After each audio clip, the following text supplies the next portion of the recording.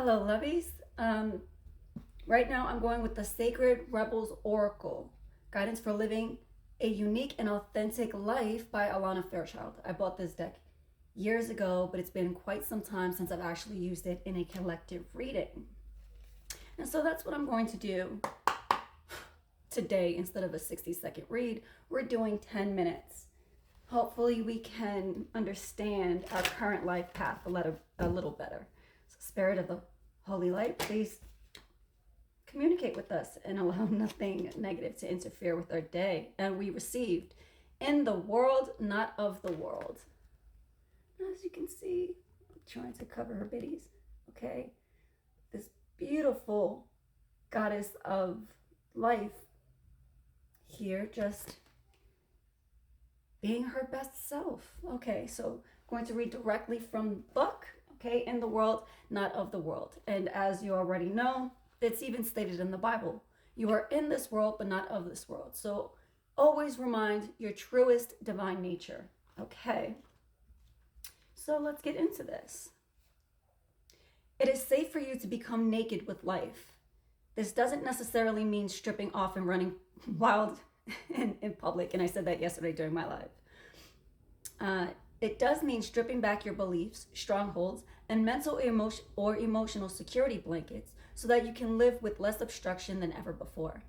Imagine the conditioning that has kept life away from you, just kept it dropping out of your hands like keys, coins, or clocks. Conditioned beliefs about money, time, security, having, walking away, holding, and controlling can be surrendered and allowed to fall away. What would it be like to feel as though you were on a holiday every day? Perhaps there would be a softening in your way with life, an implicit trust in its flow, and a faith in the ability of time to bend and stretch as needed so that you may be accomplished. It is an advanced stage of our spiritual relationship with life that we are able to feel held within it sufficiently enough to surrender our defenses layer by layer and to nakedly accept what is. This oracle comes as a message to you. Sometimes we need our defenses. At other times, it is clear we are outgrowing them. There is something that you have outgrown. It has to do with your ideas about productivity, time, control, and money. It has to do with abundance, trust, and living with the fundamental belief that everything is going to turn out okay. You are ready to be much more vulnerable and exposed in life. You don't have to hide behind being organized, perfect, in control, or financially secure and stable. Nor do you need any other acceptable social face. It is time for you to loosen the strings of your own controlling nature. They are too tight and too restrictive for you anyway. You were born to live in a much freer way. When you live as innately, try that again. I should have been wearing my glasses, but I didn't want the glare to reflect, When you live as innately as you are, rather than how you have been conditioned to be, you will experience greater joy, freedom, and support. When you are not resisting yourself or resisting life, there is less resisting what you need as it comes to you. If you have also drawn the oracle of faith in the process, this is a particularly strong message for you. The message is that you are shedding. It might be an identity, it might be a status symbol such as a car, home, suburb, and it could even be a socially admired relationship.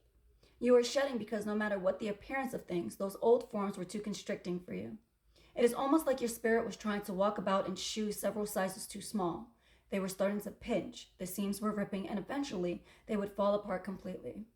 Likewise, you are being stripped of internal beliefs that are failing you, perhaps externally as well. Whether this seems to be your choice or not, make no mistake, it is your own spirit in cahoots with the loving spirit of life that has brought the situation about. So you are being guided to trust. If you have also drawn the oracle of trust yourself, then you are not only being guided to rely on life, but also on your own inner knowing, because on some level you get it. You understand and know that this is all freeing you. After letting go, there comes a temporary emptiness that provides a greater space for fulfillment to come forth. So this healing process, imagine you are running naked into a sea, ocean, river, or waterfall. Be cleansed, feel it happening.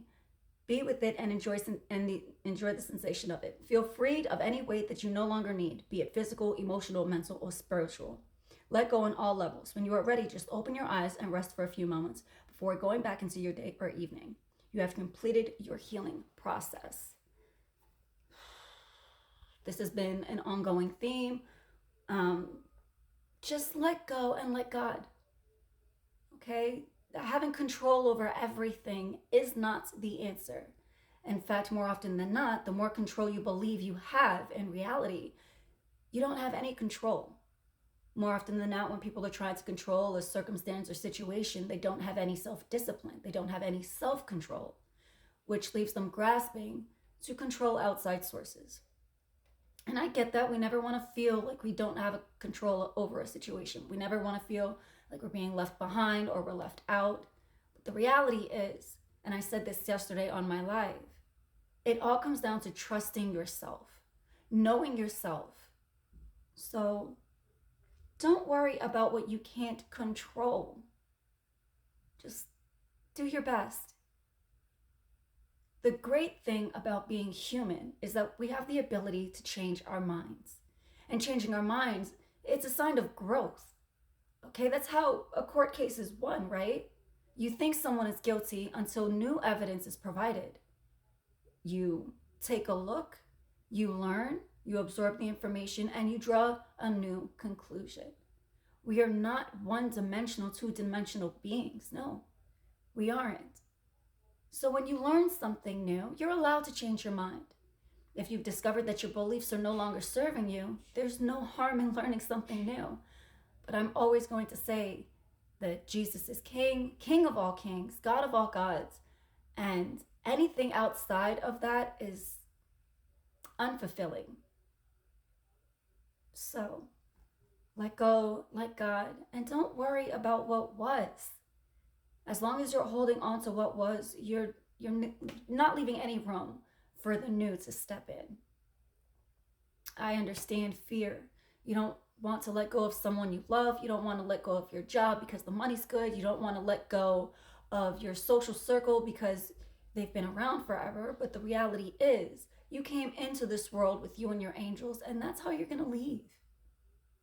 So allow yourself to grow, allow new information to be presented to you, and change your mind if necessary.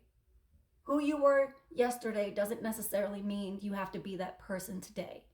I'm certain none of us are the same people we were 10 years ago, 5 years ago, or even last year. So allow yourself to let go and let God. Control isn't everything, especially control without accountability or responsibility. I mean, what do you look like trying to control something else and you don't have any self-discipline? Worry about yourself. And really, there are no worries to be had. If you're doing your best, the best will be given back to you. Simple, easy peasy. So be in the world, but not of it. We are divine. We were created on purpose, with purpose, for a purpose. By the Most High. And intelligence and emotional love and intelligence that we cannot fathom as humans. So don't worry about disappointing yourself. Do your best. Don't worry about disappointing others. It's natural. But as long as you are the best version of you and you're not caught up in the day-to-day details and you allow yourself respite, all is well in the world. So be honest, be true, be loving, be good, be you.